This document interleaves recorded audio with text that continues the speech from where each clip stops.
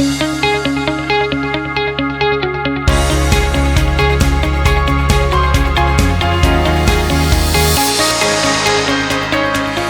this is a great exercise for legs to pre-fatigue your legs before you do your leg exercise. This is called the static squat. You go down a little bit into a squat position and make sure you engage your quads and your glutes, keep your hips back. Normally you want to stand shoulder width apart. If your legs are longer or you're taller, you want to open up your legs out a little bit. And when you stand, make sure you turn your toes slightly out, and when you go into that squat, your knees should point directly towards your toes. This is one of the common mistakes that I see doing a static squat. Knees going in, back rounding forward, and knees going over the toes, and heels coming off the ground. This is a bad position to be in because your knees are stressed out and your back is stressed out. So the proper form here is slightly turn your toes out, knees pointing direction of your toes, hands forward, chest up, hips back, come down really slow. As soon as you feel your abs touch your quads, you just hold it right there. Keep your hips down, glutes and quads engaged throughout. Breathe in, slow and out to control your heart rate. You want to make sure you push from your heels to your knees, to your quads, and to your hips. So maintain that push off your heels and not on your toes. You want to hold it as long as you can. It could be 10 minutes, it could be 5 minutes, it could be 45 seconds. Then once you feel like your form is failing, that's when you want to come out of the position. And that's how you do a static squat exercise. Now we're going to do lunges. This is another great exercise for your quad and glute muscle. So this exercise helps you pack on a little bit more muscle on the side and also help you with the separation between your quads and give you a little bit more glute movement as well.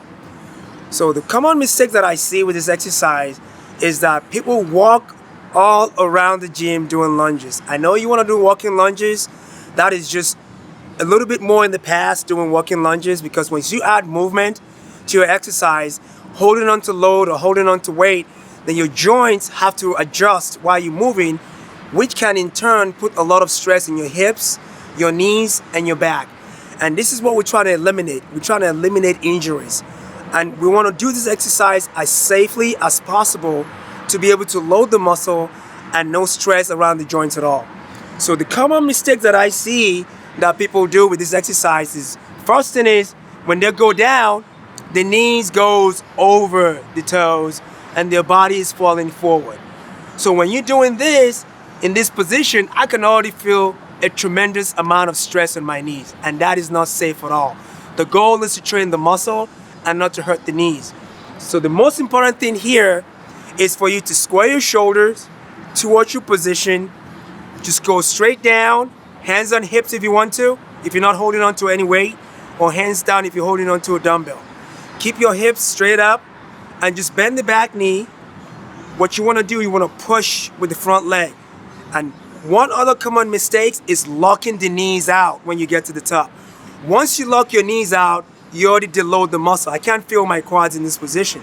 So the goal is to go down as low as you can with the back leg and come up right about there. If you can see, my knees are still flexed and I can still feel the load in my quads. So come down really slow, push more with the front leg. The back leg is more like an anchor. You don't want to feel too much on the back leg.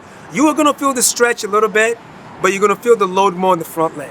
So you go down slow, chin up, push from your heels with the front leg, really slow and control. Breathe in, coming down, and breathe out, coming up. Make sure you control your tempo. Mind the body connection in this exercise is very important, because sometimes I hear guys tell me, oh man, I'm feeling in my back leg, I'm not feeling my front leg. The reason for that is because they're falling backwards. You want to feel like you're like 70-30. You want 70% in front, 30% behind. So all the load should be coming from the front. This back leg is just here to anchor you back so you don't fall backwards. So keep all this in mind. And when you do this exercise properly, you're not going to feel any stress in your joints at all.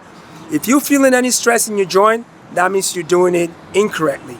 So stay connected to the movement, tempo, angles, keep the knees behind the toes, shoulders up, hips back, chin straight up, and that's how you do lunges. Now I'm going to show you a little bit more of an intermediate and advanced exercise with the dumbbell lunges.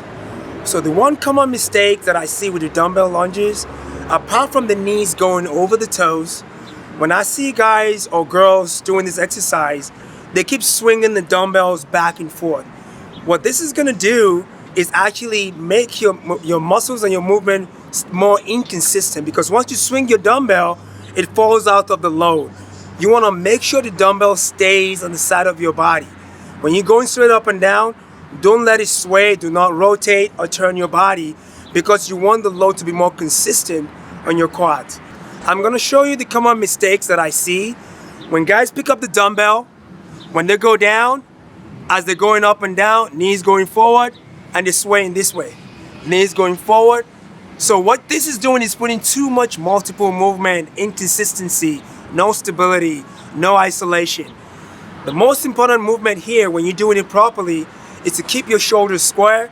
Make sure the load stays the side of your body. Don't let it sway back and forth. And when you go down, you want to go straight down, maintain your posture, and pull straight up. No swaying, keep everything tight going down. Push through your heels in front, stabilize to your toes in the back. Breathe in and breathe out. And that is the proper dumbbell lunges.